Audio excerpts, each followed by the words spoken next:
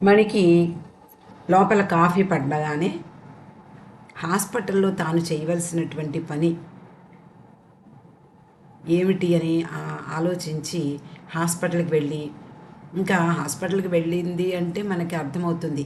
ఒక పక్కన బాబా, ఒక పక్కన మెహ్రూ, అలాగే ఎలిజబెత్ ప్యాటర్సన్. వీళ్ళు నలుగురు కూడా తీవ్రంగా గాయాలతో హాస్పిటల్లో చేరారు.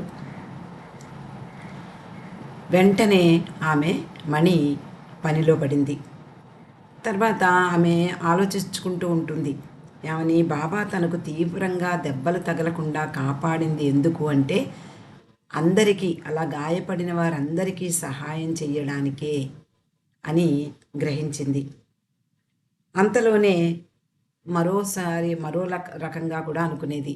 ఏమని అంటే, నిజానికి వాళ్ళు అందరూ అంతలాగా బాధపడుతూ ఉంటే నేనే హాయిగా ఉండిపోయాను. నాకు భగవంతుడు తీరని అన్యాయం కూడా చేశాడు. వాళ్ళతో పాటు బాధపడకుండా నేను హాయిగా ఉన్నాను అని ఆమె బాధపడేది.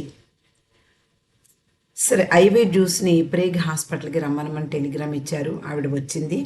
వచ్చి మణిని చూసి అంటుంది, మణి చాలా తక్కువ దెబ్బలే తగిలాయి, మోకాళ్ళు గీరుకుపోయాయి, పాదాలు బాగా దెబ్బలు తగిలాయి, గీసుకుపోయాయి. కానీ నిజానికి ఆమె ఈ భౌతికమైనటువంటి శరీరానికి తగిలిన దెబ్బలు కాకుండా మానసికంగా బాగా దెబ్బతింది. అయ్యో, ఇంతటి ఘోర ప్రమాదం జరిగింది బాబాకు, మెహ్రాకు, ఎంత బాధపడుతున్నారు అని ఆవిడ చాలా బాధపడడం ప్రారంభించింది. అంతే, అలా దుఃఖంతో ఆమె ఏమీ తినలేకపోయేది. భగవంతుడు తనకు అందరిలా గాయాలు తగలకుండా చిన్న చూపు చూశాడు అని కూడా బాధపడేది. నిజానికి ఆ మధ్యనే ఒక పెద్ద ఆపరేషన్ కూడా అయ్యింది మణికి, మనం చదువుకున్నాం. నిజానికి ఎవరికైనా ప్రమాదం, అంతటి గొప్ప ప్రమాదం జరిగినప్పుడు చూసిన వాళ్ళందరికీ చాలా షాక్ తగులుతుంది. అందుకని మణి కూడా కోలుకోవడానికి చాలా సమయం పట్టిందట. అందరికీ సహాయం చేస్తూ, అలాగే పరిచర్యలు చేస్తూ రోజంతా గడిచిపోయేది. కనీసం కాసేపు కూడా నడుం వాల్చడానికి ఖాళీ లేకుండా అయిపోయింది. మెహ్రూ 2 చేతుల మణికట్లు విరిగిపోయాయి. తలకి లోతైన గాయమైంది. ఇంకా ఒళ్ళంతా చిన్న చిన్న దెబ్బలు తగిలాయి. ఆమెకు హాస్పిటల్లో లైబ్రరీలో పడక ఏర్పాటు చేశారు. మణి, డేలియా వీళ్ళిద్దరూ బస చేశారు కదా చిన్న హోటల్లో. అది చాలా వేడిగా ఉండేదట. డేలియా కూడా చాలా షాక్లో ఉండిపోయింది చాలా రోజులు.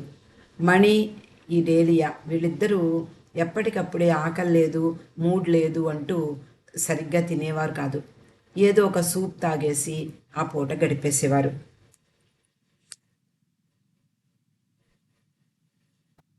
మణి అంటుంది, నేను చాలా కొంచెం మాత్రమే గాయాలతో బాధపడ్డాను, కానీ నాకు మిక్కిలి బాధ కలిగించేది ఏమిటి అంటే మెహ్రా, బాబా ఇద్దరూ అంతగా బాధపడుతుంటే నేనేమీ చెయ్యలేకపోతున్నాను, ఇది నా బాధ అని చెప్పుకుంటూ ఉండేది. వారిలా నాకు అంత బాధ ఇవ్వలేదు అని బాధపడేది. మెహ్రూ ఆ రోజుల్ని గుర్తుకు తెచ్చుకుంటూ ఒకసారి ఒక్లహామా వెళ్ళిందట. అంటే ఈ యాక్సిడెంట్ అయిన తర్వాత 50 సంవత్సరాల తర్వాత, అంటే 2002వ సంవత్సరంలో మెహ్రూ ఒక్లహామా వెళ్ళింది. అక్కడ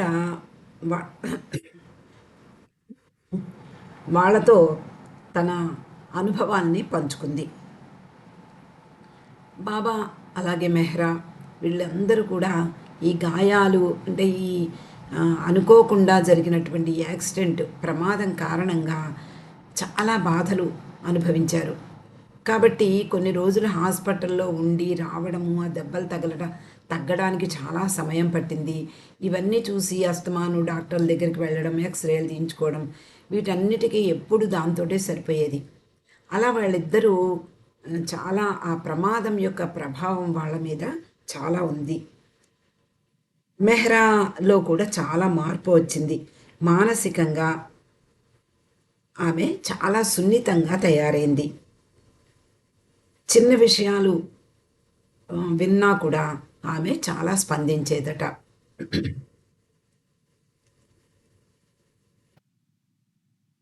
ఆమె అంటుంది, బాబా తనకు అత్యంత ప్రియమైన మెహ్రాను ఈ ప్రమాదంలో గాయపడేలా చేసి తద్వారా తన బాధను అనేక రెట్లు తీవ్రతరం చేసుకున్నారు.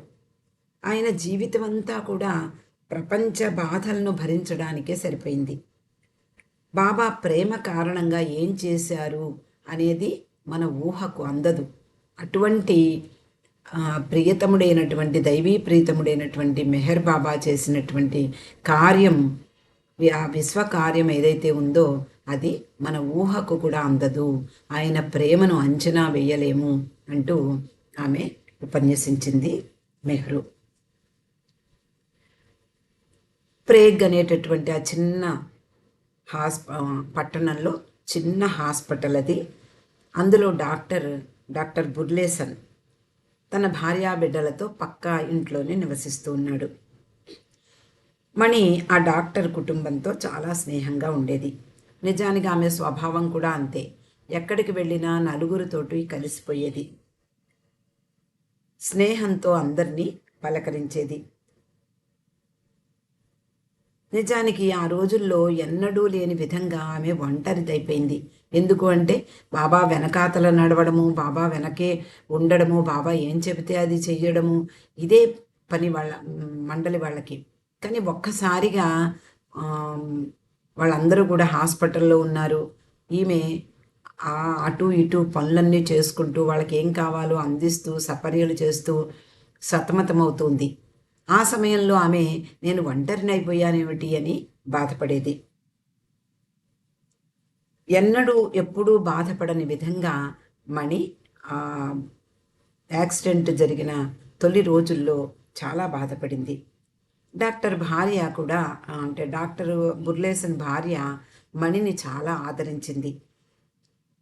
ఆమె హాస్పిటల్కి రాగానే అందరినీ పలకరిస్తూ ఉన్నప్పుడు ఆవిడ పక్కకి తీసుకువెళ్ళి మణికి గౌనికి అంటుకున్నటువంటి బురద అంతా కూడా కడిగిందిట. అంటే ప్రమాదం స్థలం నుండి నేరుగా హాస్పిటల్కి వచ్చేస్తారు.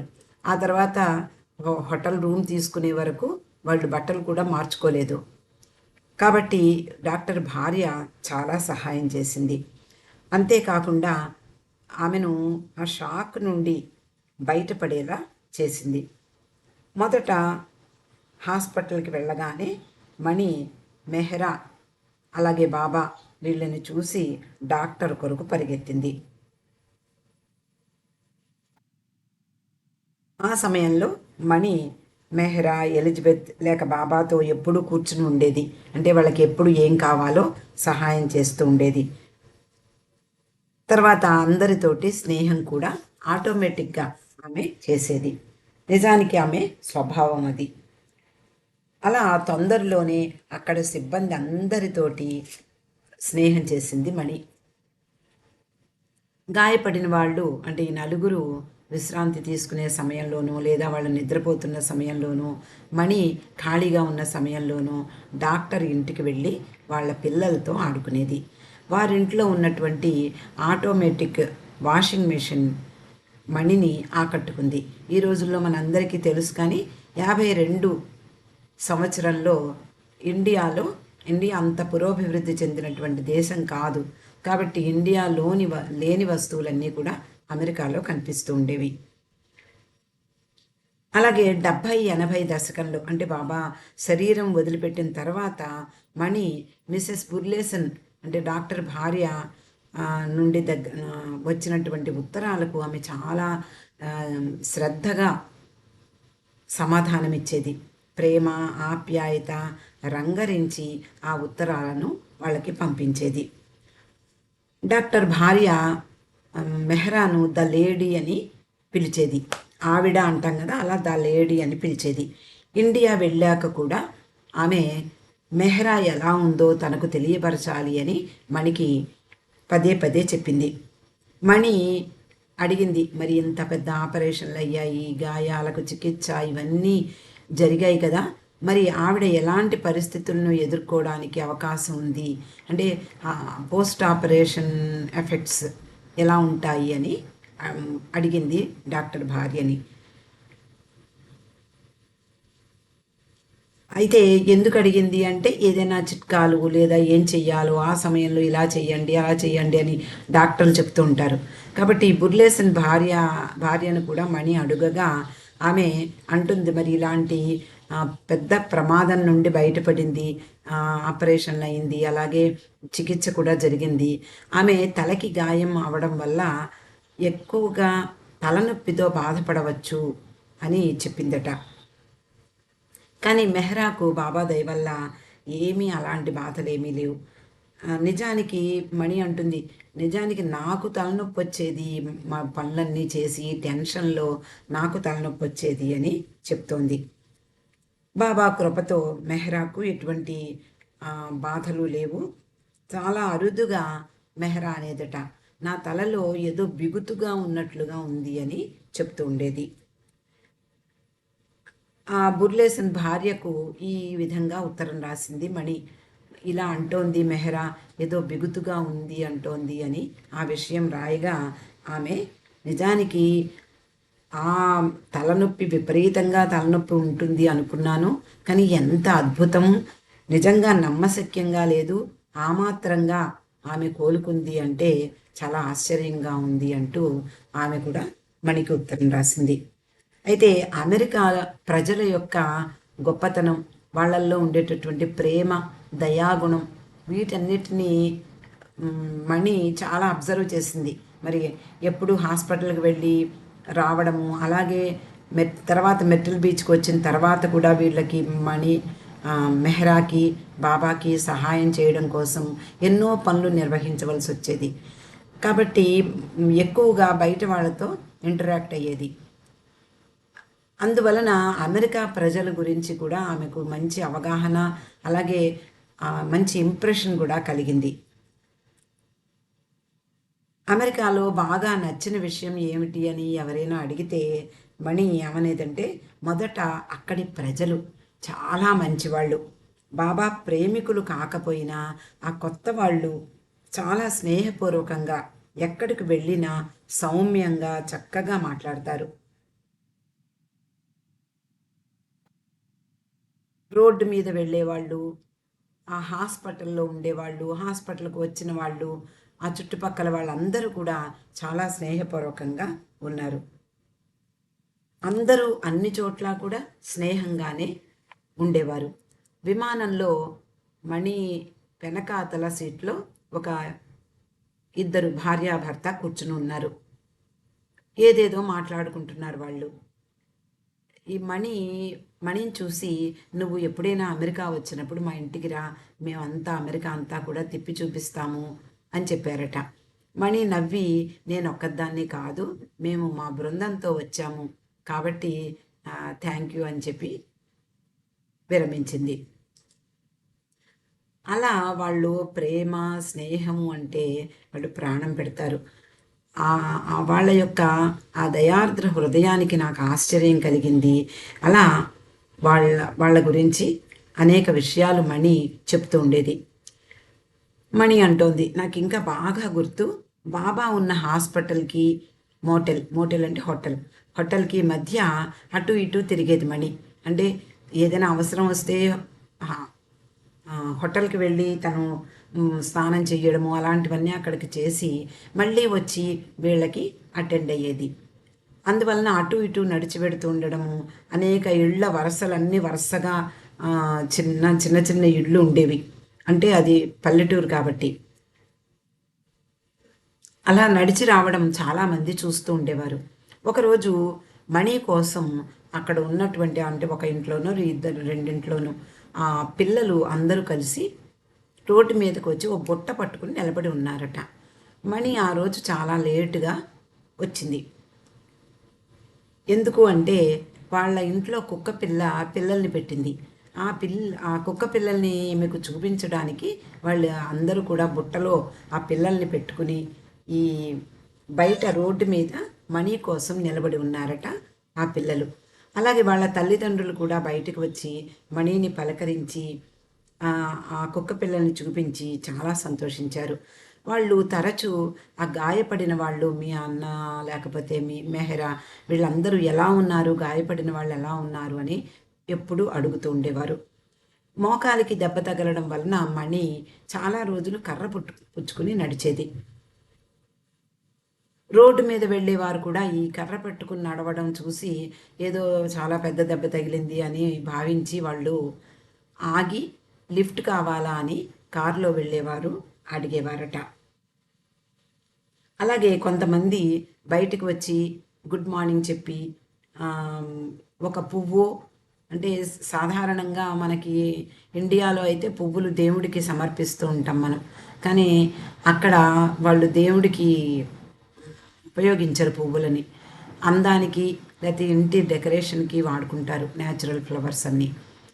ఈ అంతేకాకుండా ఎవరినైనా చూడడానికి వెళ్ళినప్పుడు, ఎవరింటికైనా వెళ్ళాలన్నా లేకపోతే అలా ఎవరింటికైనా విజిట్కి వెళ్ళాలన్నప్పుడు వాళ్ళ కోసం బొకేలు తయారు చేసి తీసుకువెళ్ళడం వాళ్ళ ఆచారం. అలాగే అనారోగ్యంతో ఉన్న వాళ్ళకు కూడా బొకేలు పంపిస్తూ ఉంటారు. ఈ హోటల్ యజమాని మణికి ఒక బొకే ఇచ్చి బాబాకు ఇమ్మనమని చెప్పి పంపించేవాట.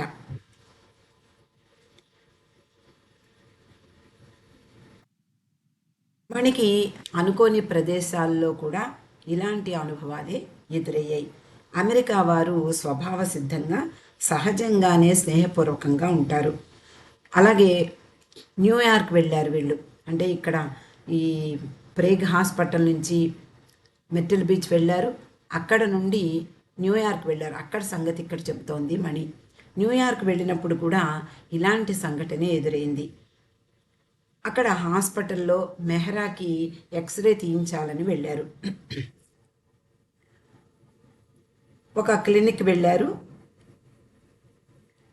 వీళ్ళందరినీ చార్మియాన్ అంటే ఐవీ జ్యూస్ కూతురు తీసుకువెళ్ళింది కారులో.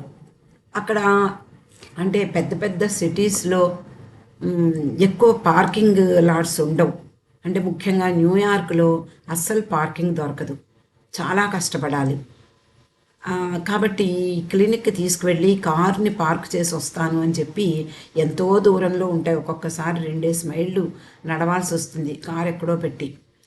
అలాగా ఈమె కూడా వీళ్ళని దింపి కార్ పార్క్ చేసుకుని వస్తానని చెప్పి దూరంగా వెళ్ళి ఎంతసేపటికి రాలే.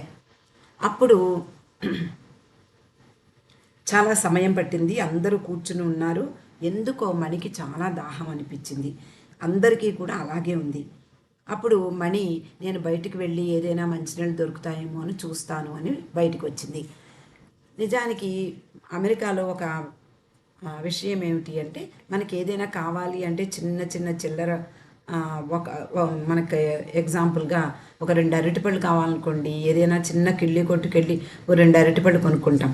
అక్కడ అలాంటి సౌలభ్యం లేదు. చిన్న చిన్న కొట్లు అస్సలు ఉండవు. పెద్ద పెద్ద మాల్స్, పెద్ద పెద్ద స్టోర్స్ ఉంటాయి. అక్కడే ఏదైనా దొరుకుతుంది ఆ చుట్టుపక్కల. కాబట్టి మణికి అందులో ముఖ్యంగా మంచినీళ్ళు అస్సలు దొరకవు. ఎవరైనా మంచినీళ్ళు ఇచ్చే అవకాశం కూడా ఉండదు అక్కడ. అంటే బాటిల్ కొనుక్కోవాల్సిందే ఎక్కడైనా సరే. అందువలన ఈమెకు తెలియదు కాబట్టి మంచినీళ్ళు ఎక్కడైనా దొరుకుతాయేమోనని బయటికి వచ్చింది. ఆ బయటికి వచ్చి, బయట అంటే హాస్పిటల్ బయటికి కాదు, హాస్పిటల్లోనే ఎక్కడైనా చూద్దామని తిరగడం మొదలుపెట్టింది. ఎన్నో కారిడార్స్ ఉంటాయి, ఒక ఊరంతా ఉంటుంది ఒక్కొక్క హాస్పిటల్. అందులో దారి తప్పింది. మైళ్ళు మైళ్ళు నడిచింది కానీ ఎవరూ దొరకలేదు. ఏం చెయ్యాలో తెలియలేదు. నిజానికి దారి తప్పింది. మళ్ళీ వెళ్ళి మెహరా వాళ్ళని కలుసుకోగలనా అని భయపడింది. ఎవరో నర్సులా ఉందట, ఆ వ్యక్తి కనిపించింది. ఆమెను అడిగింది మణి, ఎక్కడైనా నీళ్లు దొరుకుతాయా అని.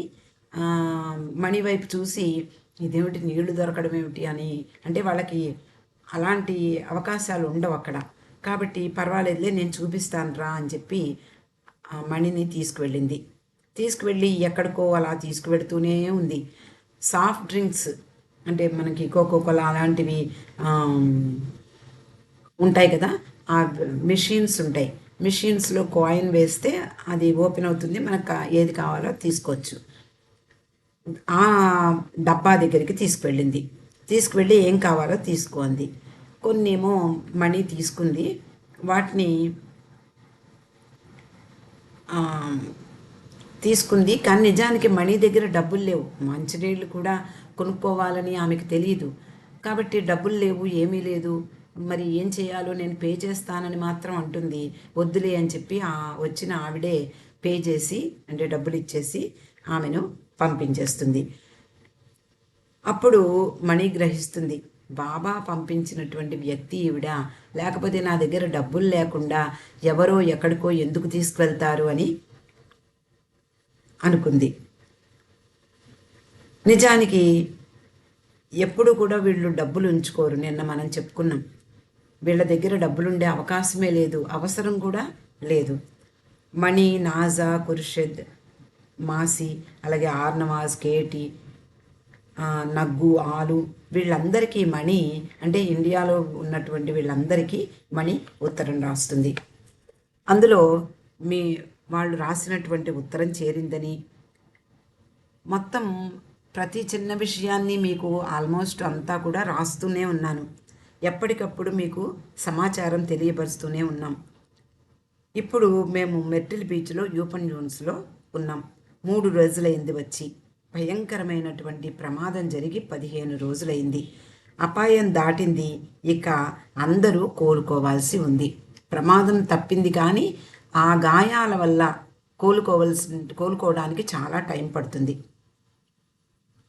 అలాగే డాక్టరు, ఆయన భార్య, అక్కడ ఇతర డాక్టర్లు, నర్సులు, స్టాఫ్ అందరూ దయతో ఎంతో సహాయం అందించారు. చాలా స్నేహపూర్వకంగా ఉంటారు. ముఖ్యంగా వారంతా బాబా పట్ల ఆకర్షితులయ్యారు. చూడండి, దైవీ మానవుడు ఎవరికి ఎక్కడ ఎలా దర్శనమిస్తాడో మనకి తెలియదు. అనుకోకుండా వాళ్ళు ఎప్పుడు కల్లో కూడా అనుకోరు. అలాంటిది వాళ్ళ చేత బాబా సపర్యలు చేయించుకున్నారు. అలాంటి భాగ్యం వాళ్ళకి లభించింది. అందువల్ల ఎవరు ఎక్కడ చూసినా బాబా ఎంత తనని తాను మరుగుపరుచుకున్నా కూడా ఆ దైవత్వ లక్షణాలు కొన్ని కనుమరుగయ్యేవి కావు. ఎవరు చూసినా అందులో ఏదో ఆకర్షణ ఉంది, ఆయన ఎవరో మహానుభావుల్లా ఉన్నారు అని గుర్తించేవారు. అంటే భగవంతుడిని గుర్తించకపోవచ్చు, దైవీ మానవుడిని గుర్తించకపోవచ్చు, అవతార పురుషుడిని గుర్తించకపోవచ్చు, కానీ ఆయనలో ఉండేటటువంటి దైవత్వం వాళ్ళకి తెలిసి తెలియకుండా వాళ్ళ హృదయాన్ని టచ్ చేసేది. కాబట్టి వాళ్ళందరూ బాబాకు ఆకర్షితులయ్యారు. నిస్సహాయ స్థితిలో ఉన్నాం మేమంతా కూడా. ఇదంతా ఒక అదృష్టమనే చెప్పాలి. 2 కార్లలో బయలుదేరాము. మండలి వారు కొందరు ముందే కాలిఫోర్నియా వెళ్ళారు, కానీ వాళ్ళు ఇంకా తిరిగి రాలేదు. మనం మొన్న చెప్పుకున్నాం, ఆది, డాంకిన్ మొదలైన వాళ్ళందరూ బాబా స్త్రీలు, అలాగే కొంతమంది సరోషు, వీళ్ళందరూ బయలుదేరక ముందే మెర్టిల్ బీచ్ నుంచి కాలిఫోర్నియా వెళ్ళిపోయారు. వాళ్ళకి మధ్యలో అంది ఉందో లేదా కాలిఫోర్నియా వెళ్ళాక ఈ సమాచారం అందిందేమో, వాళ్ళు మళ్ళీ వెనక్కి తిరిగి వచ్చేసారు. ఇంకా అంటే 15 రోజులు అయినా కూడా వాళ్ళు ఇంకా తిరిగి రాలేదు. అంటే 3000 మైళ్ళు, ఆ 3000 మైళ్ళు కారులో డ్రైవ్ చేసుకుంటూ రావాలి.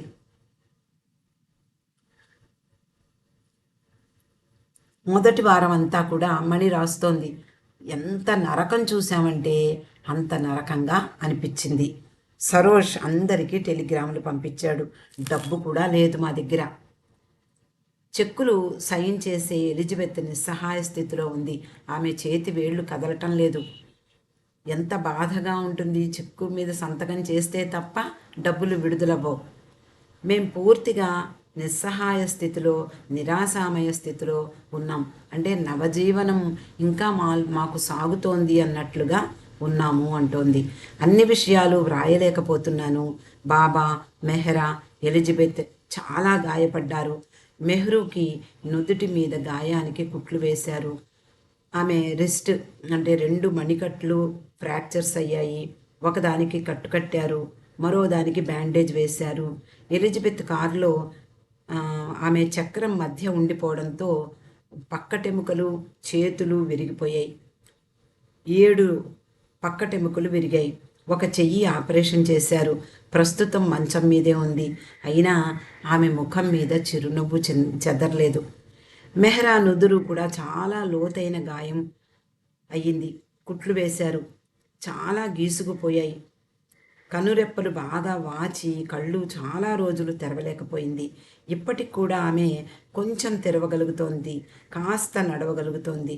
నిన్న బాబాని వీల్ చైర్లో తీసుకురాగా వరండాలో మెహ్రా బాబా కూర్చుని ఉన్నారు. బాబా ఎడమ చెయ్యి, కాలు ఫ్రాక్చర్ అయ్యాయి. కాలుకి కట్టు వేశారు. చెయ్యి ఛాతీకి కట్టి బ్యాండేజ్ వేశారు. షోల్డర్ జాయింట్ దగ్గర విరిగింది. వారు క్యాస్ట్ వెయ్యలేకపోయారు. చాలా బాధగా ఉంది. రాత్రి నిద్రపోలేకపోతున్నారు. ముఖమంతా గీసుకుపోయింది. ఇప్పుడు కాస్త పర్వాలేదు. హాస్పిటల్ 2వ రోజున బాబా ముఖం ఎలా ఉంది అంటే చాలా బాధ కనిపించింది. చాలా వాచిపోయింది ముఖమంతా. అసలు బాబా ముఖమేనా అనిపించిందిట మనకి. 2 రోజులు ఏమీ తాగలేకపోయారు. నెమ్మదిగా వాపు ఇప్పుడిప్పుడే తగ్గుతోంది. ఇప్పుడు ఆల్మోస్ట్ అంటే 15 రోజులు గడిచిపోయింది కాబట్టి కొంతవరకు సాధారణ స్థితికి వచ్చారని చెప్పచ్చు. కానీ గాయాల వల్ల ఇంకా బాధ మాత్రం ఉంది.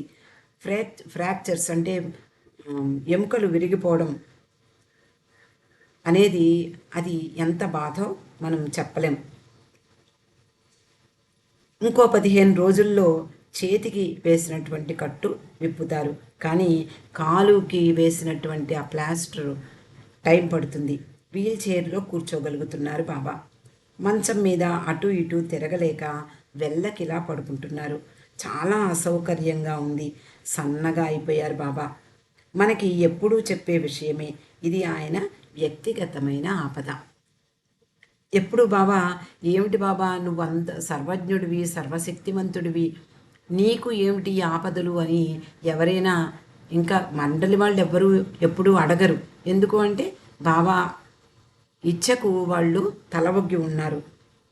కానీ ఎవరు అడగకముందే బాబా చెప్పేవారు, ఇది నా వ్యక్తిగతమైన ఆపద, నేను కావాలని చేసుకున్న ఆపద అని చెప్తూ ఉండేవారు. ప్రపంచ ప్రయోజనం కొరకు భయంకరమైన ఆపద ఎవరిపైన వేసుకుంటారు భగవంతుడు తప్ప. అలా బాబా, మెహ్రా వారి వారి వ్యక్తిగతమైన బాధలను అనుభవిస్తూ ఉన్నారు అంటూ మణి ఎంతో సుదీర్ఘంగా ఆ ఉత్తరాల ద్వారా ఇన్ని విషయాలు చెప్పింది. అవతార్ మెహర్ బాబాకి.